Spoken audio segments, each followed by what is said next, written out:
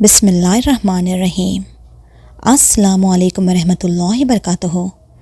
میری آج کی کہانی انتہائی خوفناک اور ایک سچی کہانی ہے جس کو میرے ایک خاص سبسکرائبر وقاص احمد نے سینڈ کی ہے۔ کہانی سٹارٹ کرنے سے پہلے نئے آنے والے فرینڈ سے ریکویسٹ ہے کہ وہ میرے چینل مریم کہانی ہب کو سبسکرائب کریں اور بیل نوٹیفیکیشن کو آن کر دیں تاکہ ہماری تمام اپڈیٹس آپ تک پہنچتی رہے۔ آئیے کہانی سٹارٹ کرتے ہیں۔ یہ کہانی آج سے کافی عرصہ پرانی ہے اور وہ شہزیب نام کے ایک شخص کے ساتھ پیش آئی جس کا تعلق Azad Kashmir line of control Rawalakot کے قریب ہے۔ شہزیب کی اپنی بیکری ہے جو اللہ کے رحم و کرم سے اچھی چل رہی تھی۔ ایک دن شہزیب معمول کے مطابق بیکری گیا۔ اس دن کام تھوڑا جلدی بھی ختم ہو گیا تھا اور اسی دن رات شہزیب کو ایک ولیمے پر بھی جانا تھا۔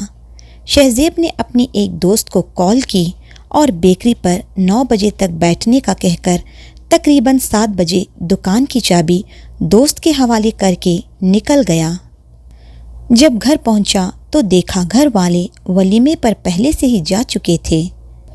شہزیب بھی 15 منٹ تیار ہوا اور گھر سے نکل کے رکشہ پکڑی، لیکن کوئی رکشہ والا آنے کو تیار نہ ہوا۔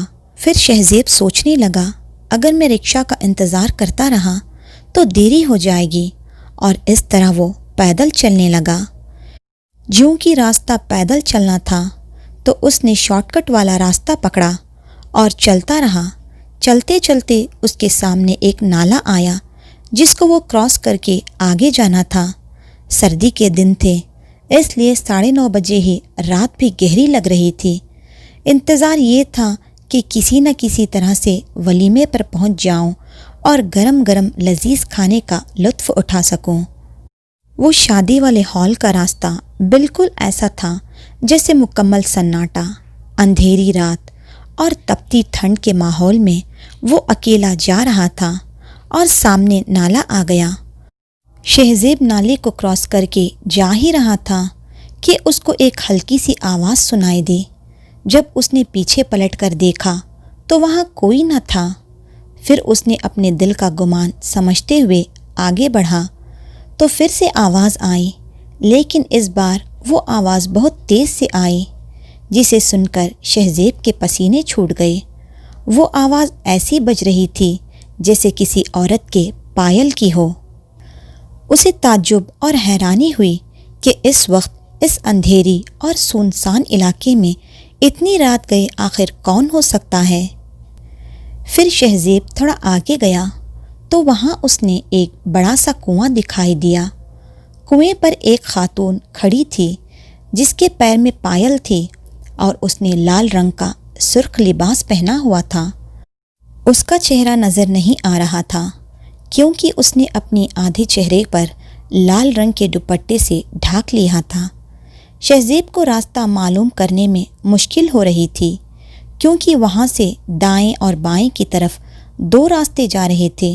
سو اس نے ادھر ادھر دیکھا لیکن دور دور تک کوئی نظر نہیں آ رہا تھا۔ سو اس نے مجبوری کے تحت اس عورت سے مدد لینے کی سوچا۔ شہزیب نے اس عورت سے پوچھا، آپ پلیز مجھے یہ راستہ بتا دیں، مجھے اس پتے پہ شادی میں پہنچنا ہے۔ تو وہ عورت کہنے لگی، آپ میرے ساتھ آئیں، مجھے بھی اسی شادی کا نیوتا آیا ہے اور میں بھی وہیں جا رہی ہوں۔ تو شہزیب کہنے لگا، اچھا ٹھیک ہے، تشریف لائیں۔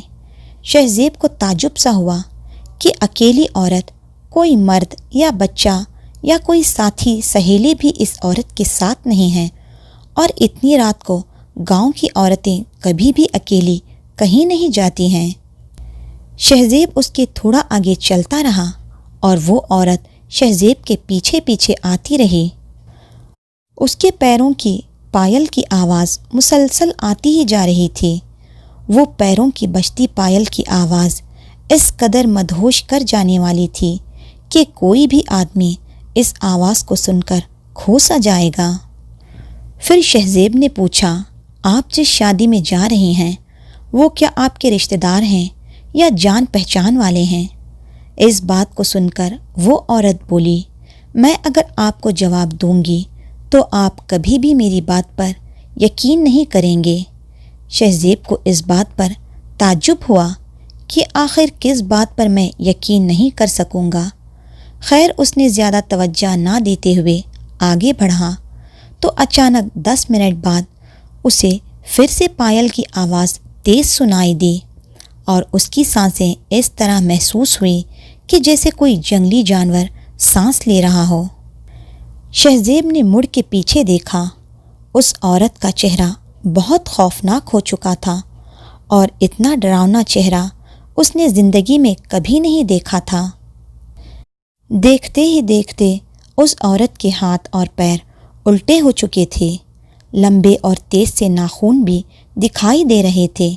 شہزیب کو اتنا خوف محسوس ہوا کہ اس نے زور کی چیخ مارتے ہوئے گرتا سنبھلتا بھاگنے لگا۔